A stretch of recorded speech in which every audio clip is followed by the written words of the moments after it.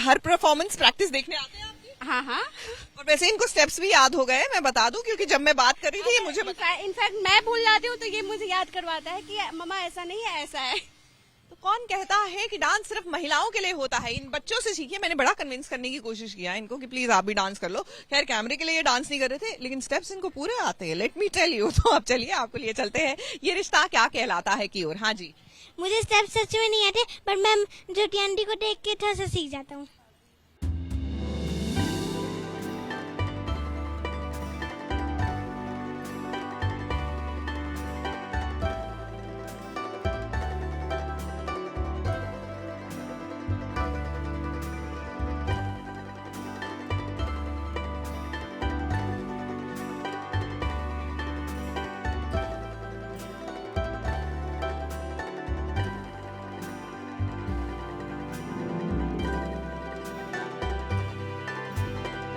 एक वक्त था जब तुम मेरी दुनिया थे, लेकिन वो वक्त अब बीत गया और उसके जिम्मेदार सिर्फ तुम खुद हो। मैंने इंसानियत के नाते, मायरा का बाप होने के नाते तुमसे ढंग से बात क्या कर ली? तुम तो सर पे चढ़ गए।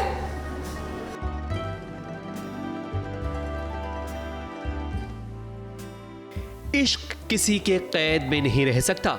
अगर एक बार दिल के पिंजरे से प्यार का एक पंछी उड़ जाए तो दूसरा उसकी आजादी का सोग नहीं बल्कि उसके फैसले का सम्मान करता है, क्योंकि प्रेम को बांधा नहीं जा सकता। इसलिए तो कृष्ण अपनी राधा को हमेशा कहते थे कि राधे, प्रेम समर्पण है। पर शायद ये बात अरमान नहीं समझना चाहता। अबीरा अभी भी अरमान से प्यार करती है, मगर वो जानती है कि गीतांजलि के साथ उसकी नई दुनिया आबाद हो चुकी है, जिसे वो बर्बाद करने का कारण नहीं बनना चाहती। पर अरमान है कि अभी भी अबीरा के पीछे पड़ा है कि वो दोबारा उसके प्यार की दुनिया में लौट आए। पर यहाँ तो लैला मजनू की बात मानने को रेडी है ही नहीं। तुमने मुझे इस दुनिया की सबसे बड़ी इमोशनल फूल समझा है ना? तुम हमारी बेटी को लेकर 7 साल गायब रहोगे और मैं तुमसे प्यार करती रहूंगी।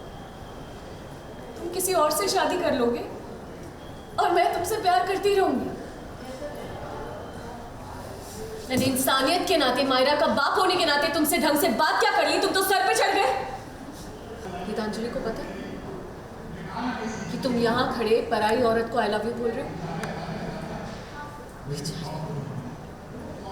यू शुड बी थैंकफुल कि कोई है ऐसा जो तुम्हारी इन हरकतों के बावजूद तुमसे प्यार करता है।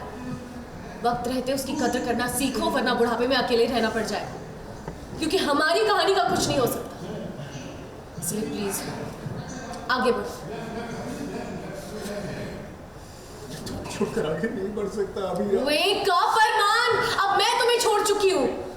हसीना मान जाएगी तो मजा कैसे आएगा कहानी में?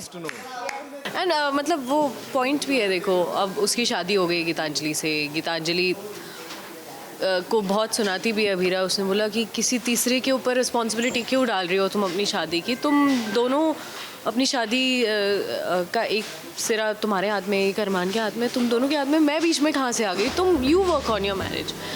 अबीरा की आंखों में आंसू है, मगर आर्टिफिशियल बरसात के कारण उसके आंसू धुल गए। वो नहीं चाहती कि अरमान के सामने वो कमजोर पड़ जाए, इसलिए तो वो उसे ऐसी बातें सुनाती है जो सीधे अरमान के दिल में चुभ जाए। मगर अबीरा को क्या पता कि उसकी कोई भी बात अरमान को छलनी नहीं कर सकती, बल्कि उसकी हर बात उसे फूलों की पंखुड़ी की तरह लगती है। क्योंकि मैं तुमसे प्यार ही नहीं करती। एक वक्त था जब तुम मेरी दुनिया थे, लेकिन वो वक्त अब बीत गया है और उसके जिम्मेदार सिर्फ तुम खुद हो। पता है हमारे प्यार ने अपनी आखिरी सांस कब ली? जब तुमने गीतांजलि से शादी कर ली थी, तब तुमने खुद हमारे प्यार का अपने हाथों से गला घोटा है। इसीलिए प्लीज मुझसे कुछ एक्सपेक्ट मत करना। नहीं मान रही है वो। अब मुझे भी ऐसा लगता है कि जब तक गीतांजलि है अरमान अबीरा के बीच में, तब तक तो नहीं मानेगी अबीरा। अब देखते हैं कब मानती है। अरमान और अबीरा एक तो तभी हो पाएंगे जब गीतांजलि इनकी जिंदगी से चली जाएगी, वरना इनका मिलना तो मुश्किल ही नहीं बल्कि नामुमकिन है। मुंबई से शिवानी सिंह के साथ एबीपी न्यूज रिपोर्ट।